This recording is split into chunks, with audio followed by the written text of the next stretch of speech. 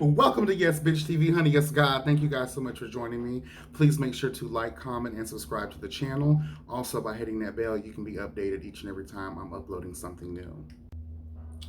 Thank you guys again for joining me. I do appreciate it.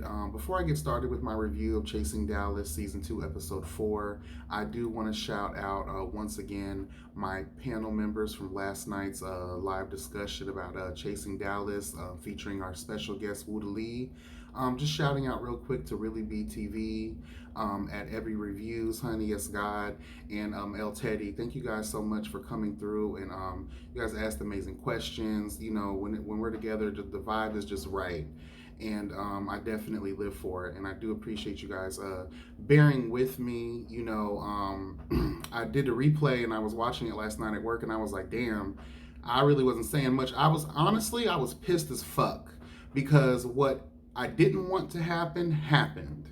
And that's why I looked a little defeated in the beginning. I was like, bitch, like this connection, you know, oh, motherfuck. Like, that was one thing I didn't want to go wrong. But, you know, it is what it is. I felt like we recovered beautifully. I recovered beautifully, you know, and, you know, the panel members, y'all fucking handled that shit. So I definitely appreciate you guys, not judging the girl or anything. I'll definitely try to make things happen better, but shit, when shit happens, it just happens, girl, okay? And I guess since thoughts are living things, that was my worry. Because I hit the girls up before. I was like, hey, can we go on a little bit earlier? That way we can check for technical difficulties. Child, I'm the one with the technical difficulties. So shit, it's just like, what the fuck? And, again, I appreciate you guys so much. If you guys are not following them, please make sure, great YouTubers, great reviewers, they have great perspectives. Each one of us does something different on our channels, and I think that's what makes us great. Okay, amen.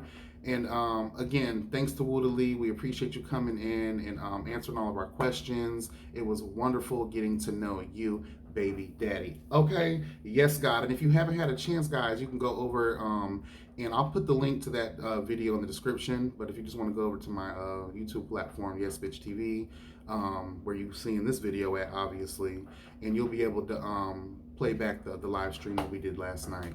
It was wonderful, it was entertaining, and hopefully there will be more of those to come in the future. All right, then let's get into the review of Chasing Dallas, Season 2, Episode 4. Girl. Also, really quickly, I don't want to forget this. Special thanks as well to the people that came through in the chat. Y'all showed up and showed out. Definitely want to recognize some of the heavy hitters, girl. Yes, God. Mr. Still Standing, Scotty by Nature. Yes, God, honey. Forgive me if I fucked that up, but I don't think I did. A fellow YouTuber, reviewer of the show. Definitely appreciate you coming through and being engaged. I totally love it. Thank you, thank you, thank you. For those that don't know, he is a YouTuber as well. I'll try to put his link in the description so you guys can follow him. He is hilarious as fuck, always keeping it real, and has a well-rounded perspective, and stands firm in his motherfucking word. Yes, God, honey. So shout out to you, Mr. Still Standing. Okay. Also, King Kane was in the building, honey. I do appreciate the love. I believe my show started a little bit later, so the show came on at 8 o'clock, I believe. So a lot of people were probably in and out. But King King, thank you. Also, he's a new YouTuber, guys. He also reviews his own show as well. And when I tell you, he's hilarious as fuck and giving it to you blood motherfucking raw, okay? And just keeping it real all around. And he also talks about other things as well and gives his perspective. So I'll also make sure to put his link in the description, okay, so you guys can follow him. Hermit TV Junkie was in the building. That is my homegirl, honey, yes, God. We started this as well. She's one of the vets when it comes to reviewing these gay web series, honey. And very like-minded individuals. I just, I live for Hermit. Yes, God, honey. So shout out to you for coming through in the chat, girl. I did invite her to come on, but there's a 3-hour something time difference between us, and life is busy, and I totally get it. So whenever we get a chance, I definitely want Hermit to be a part of this, because we definitely met doing this, and same way I met Really Be, Every Reviews, and now just meeting El Teddy. So I just think that the dynamic is wonderful, and yes. So anyway, Also, who else came through? Carrie D came through. For those that don't know, he's also featured on this season of Chasing Dallas. So thank you for rolling through, honey, and showing love. Um, I appreciate it. And for those people that my followers and everybody else's followers that came through because of this panel, I really appreciate it, guys. And I appreciate you guys sticking with me with these technical difficulties. It was a bitch. But again, we made it through, and I'm very happy with the finished product at the end of the day. So at the end, we can only be ourselves, right? All right, anyway, guys, let's just jump into this motherfucking review, bitch, because don't nobody got time for this fuck. All right, let's dive into this fuck shit, okay? So we start this episode off with Reese G meeting up at some hood bingo shit, trap bingo or whatever it is, honey, at this bar. Really cute, looked like a really nice place. Reese G meets up with King Kane, Trey Womack, and Carrie D. So they're outside having a kiki, I don't know if they have really had a good sit down since the party. So I guess this is, them like refreshing everything. And we see that Carrie D spills a little bit of tea about how, we see the previous episode where Markel was trying to have a dinner date or ice cream date, child. With Carrie D, and Markel was just basically bad mouthing the fucking shit out of Reese G, and just basically like, I don't know what Markel's problem is, but we'll get into him later, child. So Carrie D just brings it upon herself to just, tell Reese, like, you calling this person your friend, but this is how your so-called friend is feeling about you, and this is what this person is saying about you. And this is how I feel about situations like that. If I call you my friend and I have an issue with you, I'm going to take it up with you. That is our motherfucking business. That has nothing to do with anyone else, okay? So you're over here, Markel, shooting bullets at Reese G, but are you really telling these people what happened? So if there's a side to your story and a reason why you don't want to fuck with this person, if you're going to tell the tea, if you're going to be a messy bitch and tell the business between what should be stay between two people, okay? If you are going to be a messy bitch, you need to explain in its entirety what the conflict is, okay? That's what the fuck we're asking, okay? If you're going to be a messy fucking bitch, all right? Tell it all. Tell why you feel that way, because I still haven't heard or seen, and drop down in the comments if I'm missing something, the reasons for the shade and the evilness that Markel is showing towards Reese. And I know that I come down hard on Reese for certain things, but in this episode, it just was like, wow, y'all motherfuckers are really trying to turn up against the girl, honey. No, ma'am. And I don't like people getting bullied and picked on, even if there is a good reason for it. Just don't fucking do that shit around me, okay? But once again, we will get into that motherfucking ass when he comes up, all right? So, so Reese G is caught off guard by this tea that Carrie D has given her. She didn't really know at the point, I guess, that Markel felt this way about her. So Reese G started throwing shade like a motherfucker. Which, hey, that's the end result of you. I hear you talking shit about me, and I'm talking good about you. So, fuck you then, motherfucker. I'm gonna talk bad about you too.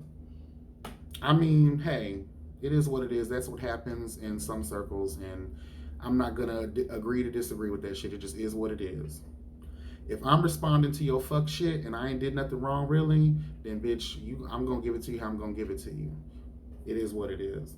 So King Kane is talking about his lingerie party. I guess now he's into child, what do they call them? Jock straps. And for those that don't know what that is, that's what the boys wear. Well, you wear them for comfort. You can wear them for as sexual fetish tees. I guess I don't have the ass for one, and I don't have time for that. Just take the clothes off, bitch. I don't need temptation. We don't have time for that. Just get to the business. My knees are old, bitch. My elbows don't work like they used to. No, God, honey, I don't have time for the whole sexy. Cut the lights down and let's get it popping, okay? But I definitely feel very entrepreneurial. Loving what King Kane is doing.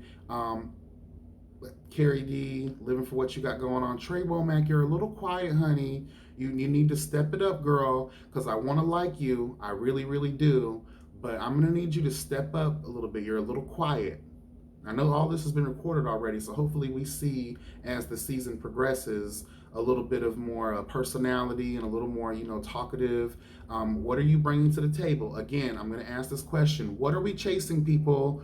You know, that's all I got to say. What the fuck are we chasing? Y'all hoes got me stressed out. I'm smoking and shit doing this video, but whatever, bitch. I've done it before. That's all I'm asking. That's all I'm asking. What are we chasing, girl? Anyway, so yeah, the lingerie party, King Kane is promoting. All the girls need to come and they're sexy. Carrie D says, no ma'am, I don't think I have the body for this. Girl, let me tell you, you gotta embrace yourself, girl. You gotta embrace yourself, child. What may be an insecurity to you, maybe someone might find to be the most attractive part of you. So, you just gotta feel comfortable, girl. I do understand it because, when I go to the beach and stuff, I don't take my shirt off. And I feel like even if I had a 6-pack of abs, I just don't like feeling naked. Okay. Especially around motherfuckers I don't know. But it's an event that's surrounded around that kind of situation. If you are going to go, I think it's right to participate. That's how I feel. Child, and I think that's all we got to talk about on that end. Another thing I noticed in this episode, we did not get George was not featured. And, a lot of people are saying it's a breath of fresh air. And, I think the first 3 episodes was just so much that I think that's what people are like, okay, but we're going to miss it. Let's just be honest here, people. Love to hate, hate to love, child. George is one of the most talked about people. It just is what it is. Moving on from that scene, we see Ariel working, honey, working, yet again, working, showing us exactly what it is that she is chasing, honey, okay? She is giving us her talent. She is providing a product, okay? And she's advertising and marketing that motherfucker the right way. God bless you, girl. Thank you so much for saving what this show is really about. We appreciate you. We appreciate you. She is with T.S. Madison, honey, yes, God, and she is preparing the goddess, honey, yes, God, for, I guess, Dallas was having their Pride, summer Pride event. And, Miss T.S. Madison, for those that don't know, which, girl, like, you have to know. You know who T.S. Madison is. Trailblazer, fucking, like, girl. I'm not going to say she speaks for the girls, but she speaks for the girls, okay? It just is what it is. It just is what it is. And love her. Ariel, that dress you made for her, it was so ethereal. It just gave me Grecian goddess tease. I was just so in love with it. Michael Kors designed a Grecian collection many years ago, and it was just so fabulous. It was so fabulous.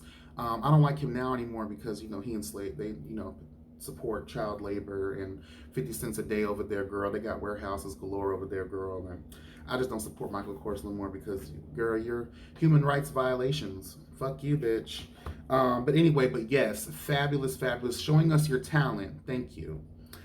In this, there's a conversation going on here about, the Malaysia Booker situation, and Ariel is, just basically talking to TS and getting TS's opinion about how she feels. And TS says, I tried to tell the girls to move in a militant kind of mind frame. And I totally understand it because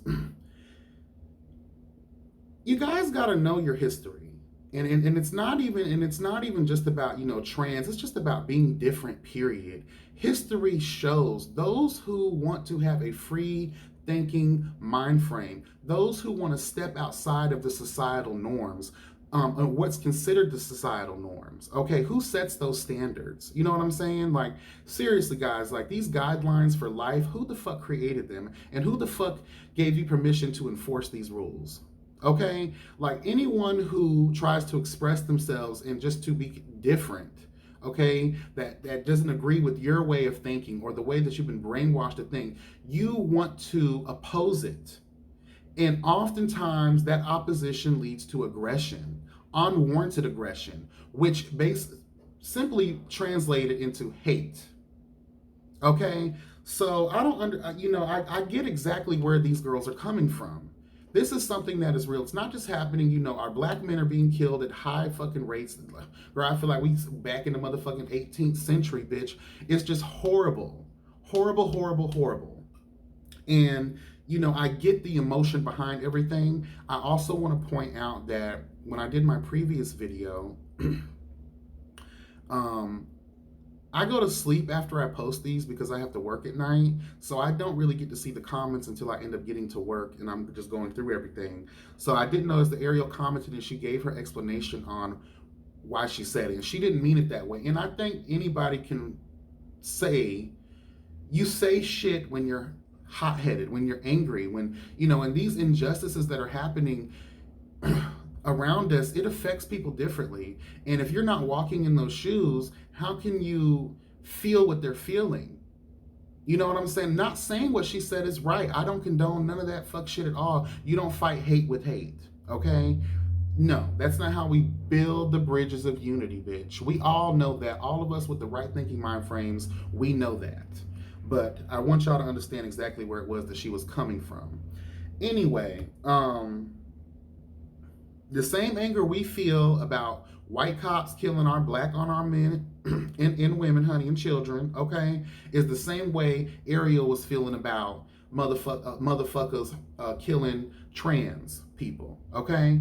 And even though I'm ignorant to the trans experience, because that's not my experience, I understand, again, when you want to be who you want to be and motherfuckers are trying you and you just walking around being you, no, I don't have time for that. I don't have time for that. Anyway, they had that conversation. It was everything. Dior, child, let me just read you really quickly, girl. Being late is nothing to be proud of. I do not like people that are late, especially to something that as a professional, you've been booked, honey. You've been booked. You know, Miss T.S. Madison's time is very precious, and not just because she's T.S., because if someone books you, no matter who they are, if it's Mary the maid around the corner, bitch, she booked you for your child's prom, you better get there on time, because time is of the motherfucking essence, honey, okay? Don't nobody got all this time to be wasting. When you are setting up fashion events, when you are doing hair and makeup, when you're doing wardrobe, time is money. Photo shoots run real expensive if they go over. Like, people hate that shit. Like, come on now, bro. You're supposed to be professional. You need to be there on time. Don't make it something to be happy about. Dior is always late. No, girl. We don't need to hear that. We don't need to hear that. Because you miss opportunities that way. And then people, you know, we want to know why. Don't nobody support local black-owned business, child. Because, oh, that motherfucker always late. Even though you're fabulous, but, you know, hey, girl, it just is what it is. Don't be late. Don't be late, okay? So, child, that happened. I didn't really get a chance to check on that too much, but anyway. We get to this scene where Reese meets up with Oliver, Antonio, and Ariel at this, I forget what it is, but it looked pretty cute. A lot of goddamn fans, though. Maybe Houston or Dallas, y'all need to invest in AC units, girl. Like, I don't understand what's, like, going on here. Everywhere y'all go, I just see fans in these buildings. Like, girl, no God, honey. Like, y'all need to go to places that have A fucking C, bitch. Because I'm not, if it's hot, I leave. Fuck it. And I'm from Florida. Whatever, bitch. You see this fan in the background always spinning, girl. I don't play that hot shit, that sweaty ass. I don't do that. Basically, they're just meeting up and talking, just covering all the fuck shit that took place, rehashing out some of that shit at the party with Premier. Antonio, I do have a question, though. Are you a manager at Walgreens, girl? CVS, Rite Aid? Like, what are you serving, girl? Because I feel like if you're going to come on as a guest and you don't have no real intro, you don't have nothing, you need to come on work in the motherfucking business, girl. Like, I don't know what that outfit was. And Reese G, we're going to read you for your fashions throughout this whole episode.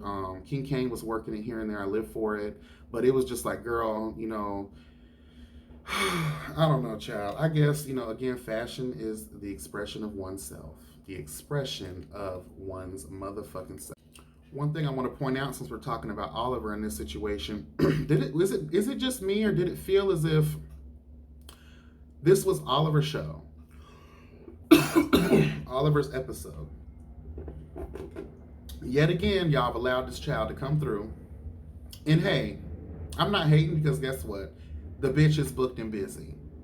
And that's one thing I loved about seeing him in Chasing Atlanta. But one thing I have to say that I said about the first episode when I reviewed this season of Chasing Dallas: stop the crosstalk. It's disrespectful, it's demeaning, it's just I don't care what your beef is with them. That's where you started off from. That's where you got your pull from, by being exposed on that particular platform in Atlanta. That's how people know who you are right now. So don't disrespect your past situation because it didn't end the way you wanted it to end. Because you should be grateful at the end of the day. Your exposure is everything. Okay, your exposure, everything. Don't let it go to your head, girl. Calm the fuck down, please. Calm the fuck down. I like you, Oliver, but you gotta calm down. You're a messy, messy bitch, but in a healthy way. And we'll get into that messiness later, honey. Um, I don't really remember what was going on in their conversations too much. Again, when we talk about production, when you guys are out in these certain places, again, all those fucking fans, maybe if they would have shut the fans off, but then all y'all would have like poof turned into dust, bitch. So I don't understand. We couldn't really hear much, and the camera was doing some funny shit. I don't know what that was about. But again, I understand. You know, it is what it is. Overall, it was a good episode. All right, the finale, y'all. Ariel's event. Let me tell y'all something real quick. That motherfucking dress was every motherfucking thing. The hat was so beautiful. The venue, I felt, could have been a little bit more bedazzled. Maybe if y'all would have went to Walmart, girl, and got some of those beautiful like Christmas lights, but the one-tone colors, and like turn that bitch into a Wonderland, bitch. You know, for the cheap, for the low. All of these stylists, all of these people that should be coming together, I really feel like, bitch, like, some of these events are, you know, a little bit lackluster in a way. But Ariel definitely shined bright like a diamond. I was living for every minute of the performance. It is my understanding that when someone puts on a show, it's only right to, in that format, to give money. I needed to see more people emptying their fucking pockets. We know Markel came without any coins. We know that she was mad because she had to pay to get in because she wasn't on the VIP guest list or anything like that. You came dressed as if you had just got out of your Mighty Morphin Power Ranger costume, girl, and rolled out of a gym. Okay, like seriously, like Karate Kid tees, bitch. Like, I don't understand like why you would come to someone's event like that dressed as if you were going ATVing. Help me understand. I don't know. But you came and you supported either way. The Bible says, "Come as you are, bitch." So I guess you came as you are. Reese is having some issues because she tried to give Markel a hug, and Markel was not feeling that shit. And Reese was very offended and disrespected. I felt it. Reese was very emotional. She did not know how to deal with the situation. She, in a way, was trying to avoid it. I could tell. Reese G, you could tell, does not do well in confrontation. I would really, again, like to know the depth of this fuck shit between Reese and Markel.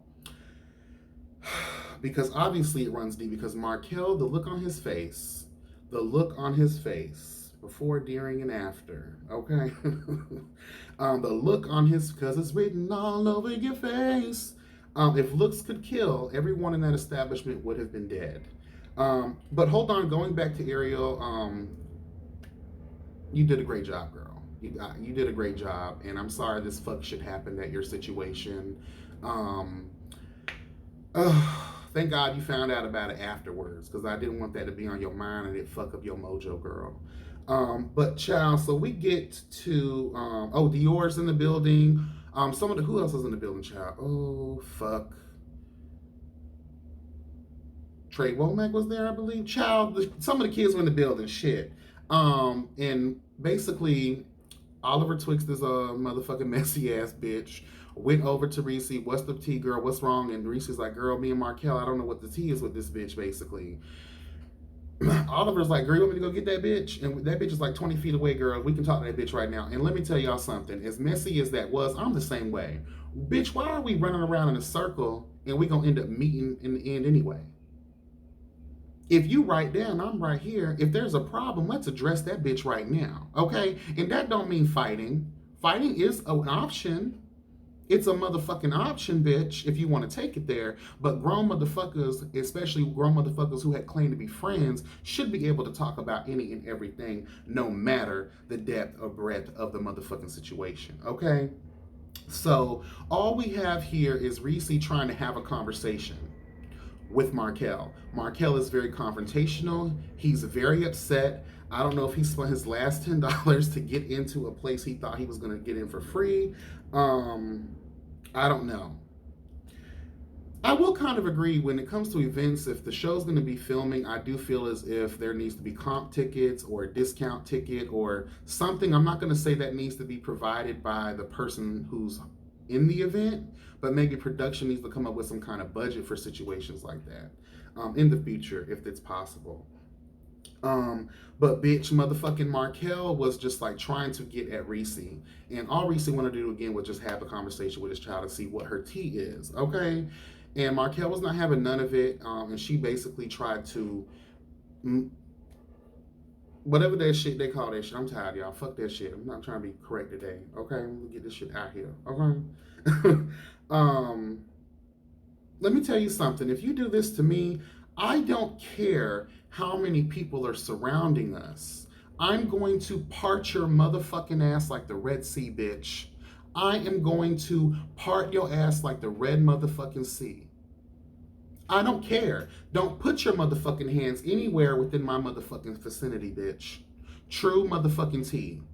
I don't give a fuck, executive producer, cast member, bitch, we filming or not. I'm shoving these cameras up your motherfucking ass, bitch.